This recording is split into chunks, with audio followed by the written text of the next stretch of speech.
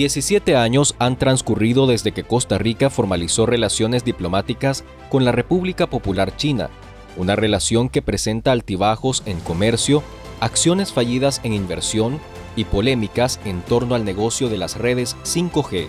En entrevista con Expediente Abierto, el expresidente Luis Guillermo Solís, quien a lo largo de su gestión entre 2014 y 2018 sostuvo encuentros con la diplomacia china, así ve las relaciones en la actualidad.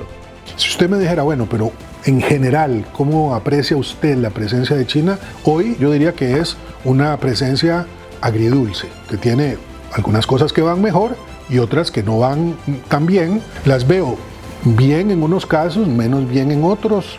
Ha cambiado mucho el contexto internacional. El sabor agridulce que ha dejado China en Costa Rica se refleja en lo comercial. Costa Rica sigue teniendo un déficit comercial con China y desde la entrada en vigor del Tratado de Libre Comercio en 2011, la balanza comercial entre ambos países muestra un déficit de casi el 90% para los costarricenses. ¿Cómo interpreta Luis Guillermo Solís este desbalance con China? Encuentro que hay como dos temas importantes que inciden sobre lo comercial. Lo primero es que la caída brutal en la balanza comercial se produce cuando Intel deja de exportar microprocesadores a China. Como le decía, eso representaba casi $1.000 millones al año. Éramos uno de los países de América Latina que más exportaba a China. Con un tratado de libre comercio que no funciona al ritmo que uno esperaría, con una China que produce para Costa Rica y para el resto del mundo una cantidad enorme de productos que aquí se compran y que van desde agroquímicos hasta adornos, pues obviamente eso lo que significa es que estamos con un déficit como el que tenemos. Costa Rica también tiene historias de proyectos fallidos con China.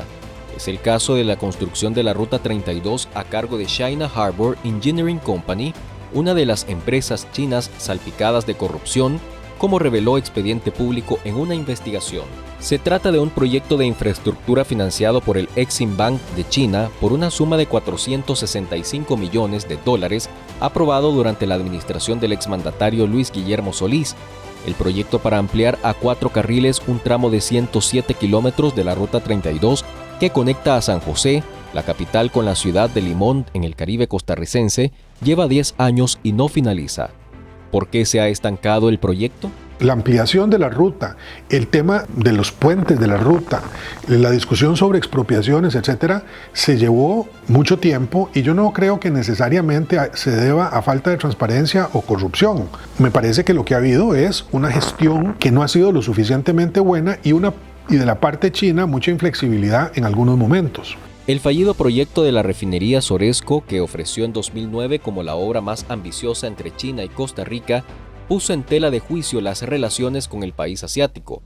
El proyecto fue iniciativa de la administración de Óscar Arias y se intentó desarrollar con Laura Chinchilla entre 2010 y 2014, pero llegó a su fin durante el gobierno de Luis Guillermo Solís.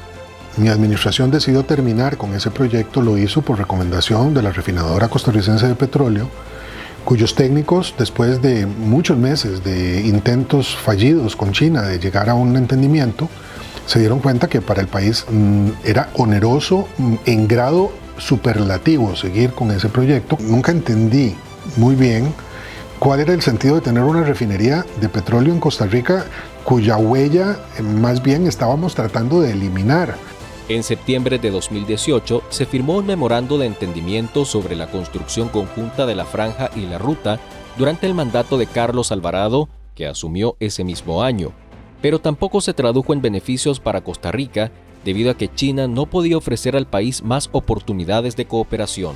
Que el establecimiento de relaciones con China correctamente, porque fue una valoración que a mi juicio fue correcta, la hizo la administración de don Óscar Arias en el 2007 y por lo tanto había ya 2 administraciones anteriores que venían ampliando esas relaciones, pero eso conllevaba una serie de proyectos que tenían que avanzar y no estaban avanzando tanto como para iniciar nuevos bajo la nueva lógica de la franja y ruta. Costa Rica fue el primer país de Centroamérica en establecer relaciones diplomáticas con la República Popular China en el año 2007, durante la administración de Óscar Arias. El exmandatario Luis Guillermo Solís considera que la relación con China dio al país un tanto de exclusividad y ventaja única frente al resto de la región, pero también roces con Estados Unidos el socio comercial más importante para los costarricenses.